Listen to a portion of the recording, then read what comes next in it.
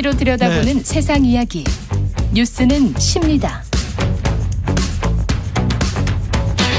예, 온에어 사인이 왔다 갔다 했습니다. 예, 정치, 경제, 사회 등 우리 사회의 다양한 이슈를 심리학적 관점에서 풀어보는 시간입니다. 최경영의 최강시사 뉴스는 쉽니다. 아주대학교 심리학과 김경일 교수 나오셨습니다. 안녕하세요. 안녕하세요. 예, 그 최근 넷플릭스 다큐멘터리 나는 신인이다. 네. 이게 사실은 제가 아는 PD예요. 예, MBC 아는 PD인데. 네. 그 사이비 종교에 대한 사회적 관심이 쫙 높아졌습니다. 이것 때문에. 예. 근데 오늘은 어떤 심리 때문에 사이비에 빠지게 될까? 이거를 지금 알아보는 거네요. 네, 네. 예. 그 어떤 심리 때문에 사이비에 빠집니까? 이제 일단 그 전에 이단이랑 사이비는 좀 구분을 좀 하고 시작했으면 좋겠어요. 예. 네. 그렇죠. 정의를 좀 해보죠. 이단 사이비. 네, 네. 그러니까 이제 이단은 이제 사전적 정의는 있지만 이단은 기존 교단이나 교리에서 이제 조금 벗어났기 때문에 논쟁 중인 거죠. 네. 논쟁 중인 거고 꽤 많은 그 지금의 보편적인 그 종교가 예전에는 이단이었던 적이 있으니까요. 그거는 맞아요. 네, 네. 예. 크리스찬이라는 게 네, 네.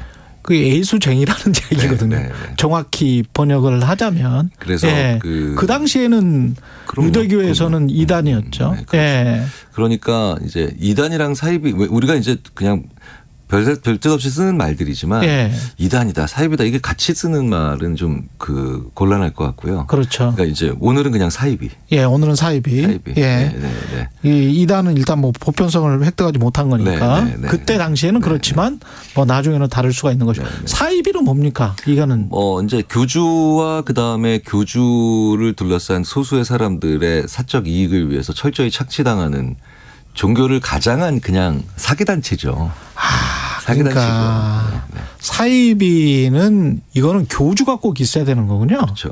그러니까 사이비의 가장 중요한 것 중에 하나가 특정 개인의 대한 아주 맹목적 충성을 강요하면서 그러면서 구성원들의 혹은 믿는 분들의 고열을 빨아먹는 그런 것들이 있는 건데 그렇게 치자면은 종교란 말을 빼면요. 굉장히 그런 사기적인 집단은 이 지구상에 많죠. 종교란 말을 붙이면서 오히려 우리가 협소하게 보는 것 같은데. 그렇습니다. 네. 네. 그래서 그런데 이제 굳이 사이비 종교라는 말을 쓰는 이유는 이제 그 사이비 종교에서 주로 선택하는 그런 일들이 있어요. 그러니까 이제 많이 쓰는 방법들이 있는데 네. 이제 교주에 대해서 아주 굉장히 독특한 이름들을 쓰게 하죠. 한 종류는 이제 아버지. 아버지? 네. 그러니까 이제 거스를 수 없는. 네, 거스를 수 없는 그런 아버지에 대해서 화낼 수 없고 아버지에 대해서 욕할 수 없잖아요. 예. 그러니까 이제 부모와 같은 그런 아버지와 같은 형태의 메시지를 쓴다든가 아니면 메시아라든가 아니면 심지어 창조주 이렇게 절대 권력을 부여하는 그런 한 개인의 특정 개인에게 몰아주는 경우도 있는데 물론 논란은 있습니다. 그 절대 권력이나 절대 권력을 의미하는 호칭을 받는 그 개인이 실제로는 왜 우리가 이제 속된 표현으로 바지사장이라고 하죠. 그렇죠. 네, 그런 경우도 있고 네. 특정한 이제 더 뒤에 숨어 있는. 생각을 해보니까 종교뿐만이 사이비 종교뿐만이 아니고 사이비 무슨 피라미드 업체라고 해야 되나? 다단계. 네네. 그것도 네네. 어떤 우뚝선 한 사람을 보면서 거의 네네. 추앙하면서 이렇게 따라가잖아요. 그러니까 왜 정상적인 네트워크 마케팅은 보다 왜 불법 그렇죠. 그런 다단계 프로그램들을 불법 보면 피라미드? 확연히 차이가 나죠. 마치 정상적인 종교와 사이비 종교가 확연히 그런 느낌에서 차이가 나는 것처럼. 그렇죠. 네네. 그런데 이제 결국 본질적인 질문 처음에 하셨던 질문으로 돌아가서 왜 그렇게 빠지냐? 빠질까? 네. 궁극적으로 이제 여러 가지 이유들이 있겠지만 그래도 한마디로만 표현을 해라라고 저한테 물으시면 저는 외로움이라고 답을 드리고 싶어요. 네. 이것도 외로움이군요. 네. 안타깝네. 네. 그런데 네. 그런데 가족 전체가 빠지는데 잘 지내고 있는 가족 전체가 집단의 외로움도 있는 거예요. 집단의 외로움도. 네, 네. 그러니까 그룹의 외로움도 있는 거고요. 네, 그 다음에 집단의 외로움도 있는 거고.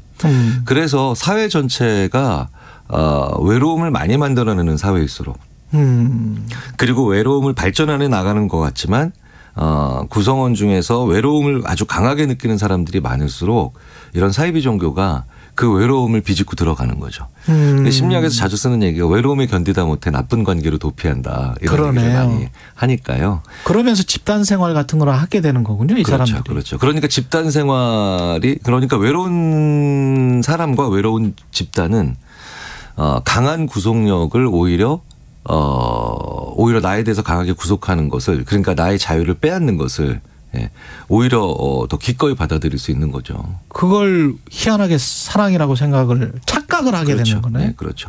그래서 왜 에리 프롬도 자유로부터의 도피 이런 얘기를 이런 책을 쓰면서 예. 사람이 정말 자유를 만끽하고 자유를 좋아하는 것 같지만 실제로 고통스러운 외로움 속에서 내 자유를 헌납하고 얻을 수 있는 것들이 뭐가 있는지 찾기도 한다는 거죠. 그런데 이 얘기는 무슨 얘기냐면 우리의 일상생활이나 우리 사회의 평균적인 사람들의 삶에서 행복하지 못하고 외로움이 아주 가파르게 증가하고 있다라고 한다라는 거. 그러니까 사회의 불균형을 만들어내는 종양 같은 일들이죠. 예. 그러니까 불균형이 결국 외로움을 만들어내거든요. 근데 이게 이런 거에 빠지는 사람들이 이렇게 지식이나 학력이 모자란다거나 꼭 그런 것도 아닌 것 같거든요. 그럼요. 왜냐면 우리가 보통 공부를 많이 한 사람들이 가지는 직업을 가진 분들이 빠져 있는 경우 되게 많거든요. 그렇더라고요. 네네. 예. 그 점에 대해서는 이제 스티븐 핑커라고 하는 이제 언어학자이자 심리학자인데 이제 예. 하버드 대학의 스티븐 핑커라는 분이 계세요.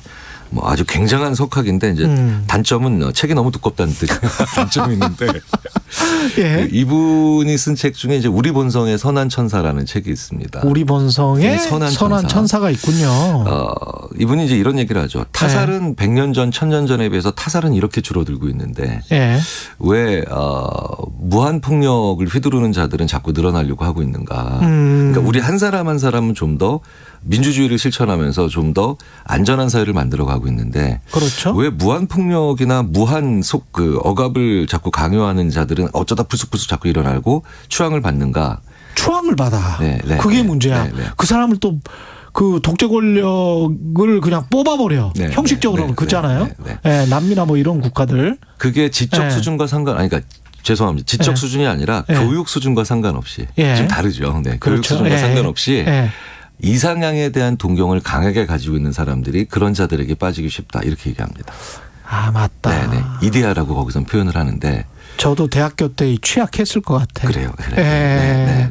예. 저도 이상향에 대한 동경이 강렬했기 그렇죠. 때문에. 그래서 그게 극으로 가면 테러로 가는 거죠. 그렇죠. 네, 테러범들을 양성할 때 항상 어떻게 합니까? 너 이렇게 여기서 이렇게 막 이제 그들은 순교라고 표현하지만, 예. 그러면 넌 이렇게 엄청난 이상향에 가게 된다. 그럴 것 네네. 같습니다. 그러니까 현실 세계에서 내가 아무리 잘났더라도 이상향에 대한 동경을 강하게 키우고 있는 사람들이나 그걸 너무 강조하는 그런 그 개인들은 교육 수준이 높아도 이렇게 빠지게 되게 쉽죠. 이 교주로 자처하는 사람들 있잖아요. 네네.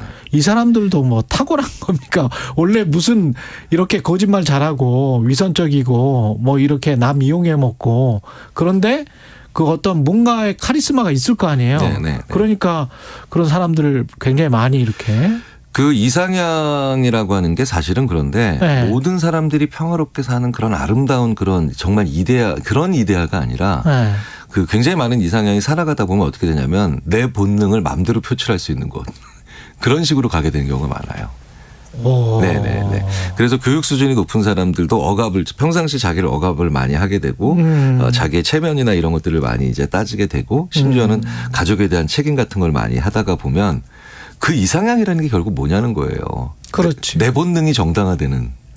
내 본능이 그냥 그거 사실 왜 그 테러범들 양성할 때 그들이 얘기하는 이상향 보면 약간 실소를 금할 수 없는. 맞아요. 네, 막 무슨 미녀들이 아니면 무슨 아무 때나 먹을 수 있는 이런 되게 웃긴 그런 이상향들을 얘기하죠. 예. 근데 우리가 꿈꾸는 이상향 중에 그런 게 있다는 거예요. 근데 재밌는 건 교주들이 그걸 지금 실천하고 있어요. 그렇군요. 네. 그러니까 자기 본능에 굉장히 진실한 사람들이 의외로 교주인데 라고 하면서 이런 시기들이 맞물려 돌아가게 되면 나도 저 사람이 지금 현 세계에 있는 이상향을 가고 싶다라는 생각들을 하게 되죠.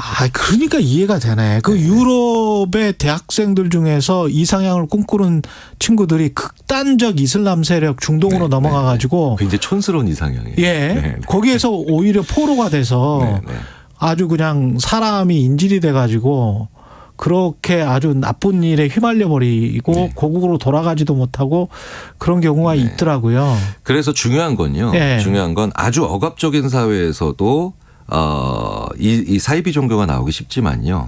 그런 굉장히 눌러야 되는. 그런데 본능에 대한 표출이 정상적이지 못한 사회에서도 그렇기 때문에 이런 사이비 종교가 나오기 쉽습니다. 우리 모두는 뭐 본능이 있죠. 본능이 있는데 좋은 사회라고 하는 건 본능을 잘 충족시키면서도 그 품격을 잃지 않는 사회. 이 중간 지점을 잘 끊임없이 늘 고민하는 사회예요. 네.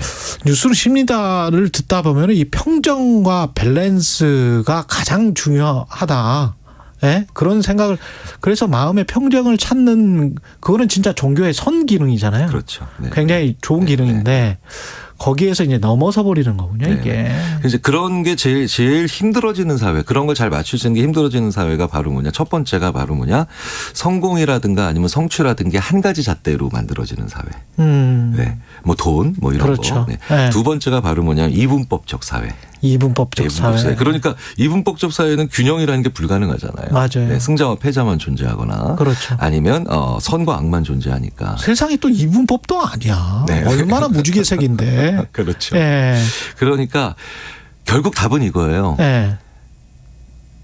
다양함을 인정하면서도 그 다양함 속에 숨어 있는 굉장히 폭력적이거나 착취적인 사람들은 잘 걸러낼 수 있는 너무 교과서적인 말씀을 드리는 것 같지만 결국은 이 사회에서 계속 끊임없이 그때마다 기꺼이 고민하는 사회가 돼야 됩니다.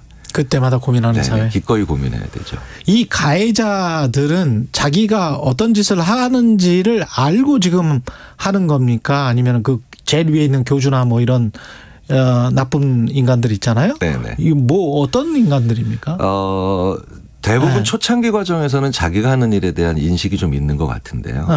이런 이제 관련된 뭐 예를 들자면 미국에서 어떤 인민사원 같은 그런 사건들 보면 후반부로 갈수록 이제 왜냐면 이렇게 되죠. 인간은 자기가 말하는 걸 믿거든요. 하면서 자기도 이제 믿게 되는 거구나. 네, 그러니까 심지어는 왜 그냥 한 개인의 인생에서도 그냥 어떤 말을 계속 하다 보면 그걸 믿는 경우들이 많기 때문에. 자기가 진짜 신이라고 생각하는 거예요. 후반부에 들어가면 확실히 자기는 스스로 자기가 우상화되는 경우가 대부분인 것 같습니다. 그럼 자기 마취를 통한 미친 거 아닙니까? 그거는? 그렇죠. 사실은 그런데 그거는 굳이 사이비 종교를 하지 않아도 수많은 집단에서 일어나는 일입니다. 예를 들어서. 회사에서 예를 들어서 부장님 멋지십니다. 그러니까 부장 만약에 조기축구를 하는데 그 회사에서 같이 모여서 한다고 치자고. 부장님 공 잘 차십니다. 잘 차십니다. 메시보다 훌륭하십니다. 호날두 뺨 때리시겠습니다. 그럼 진짜로 믿어요? 이러면 진짜 자기가 정말 축구를 잘할 것 같이 믿어지는 그런 경향이 있어요. 우리 모두가 그런 경향이 있죠. 작은 집단에서 특정한 한 사람을 스스로 우상화시키는 경우는 되게 많거든요. 그렇군요. 그래서 사이비 종교를 욕하고 그다음에 사이비 종교를 항상 우리가 처벌해야 되는 건 중요하지만 우리 사회가 스스로 그걸 통해서 우리 스스로가 배워야 되는 것들이 분명히 있죠. 그걸 좀 강조를 좀 해 주십시오. 그렇죠. 왜냐하면 이럴 때 사이비 종교 믿는 분들만 주로 이렇게 계속해서 욕을 하고 그게 제일 쉽거든요. 그런데 우리 사회가 사이비 종교보다 더 똑똑해져야 되겠다라는 생각을 해야죠. 우리 사회가 사이비 종교보다 더 똑똑해져야 되겠다. 그런데 사이비 종교를 믿는 사람들이 덜 똑똑하다라고 생각하시면서 그들을 비난하는 곳으로 가게 되면 결국 우리는 제2, 제3의 또 다른 사이비 종교를 만들어낼 수 있는 위험에 빠지겠죠. 알겠습니다. 유순십니다. 오늘 편은 자주 한번 돌려서 보시기 바랍니다. 재밌을 것 같습니다. 지금까지 유순십니다. 김경일 교수였습니다. 고맙습니다. 감사합니다. 고맙습니다. 금요일 출근길 교통량이 점점 늘고 있습니다. 서쪽 지역 중심으로 안개가 껴